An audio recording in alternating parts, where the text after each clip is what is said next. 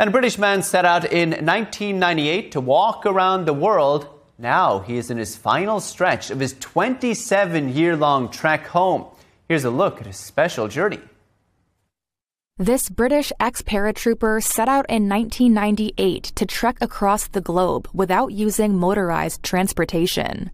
27 years later, Carl Bushby says he's on the final leg of his 36,000-mile journey, named the Goliath Expedition.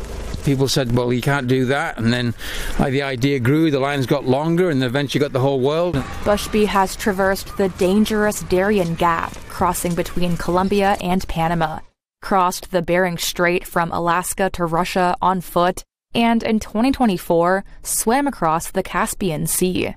Bushby says social media wasn't much of a thing when he started his journey, so photos of those early days are scarce. Back in the day, there was no social media or anything, so there was no reason to take images and pictures of everything or film stuff. I had a cheap plastic Instamatic camera with rolls of 35mm film, and every now and then we'd get some pictures because we'd send them home for the newspapers for an update. But that was the top of it. We never took it seriously, which is a real shame now. But back then, that was the least of our concerns. It was about survival. He says he resisted TikTok until this year, and that it's added a layer of pressure because more eyes are on him.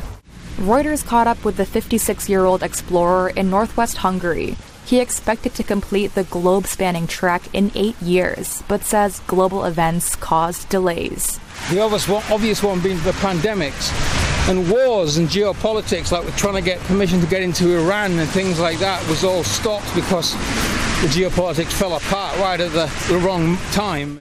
Bushby says the monotony of seeing some landscapes for days on end, such as deserts and the Arctic, sometimes feels overwhelming. I'm here because that was my choice, right?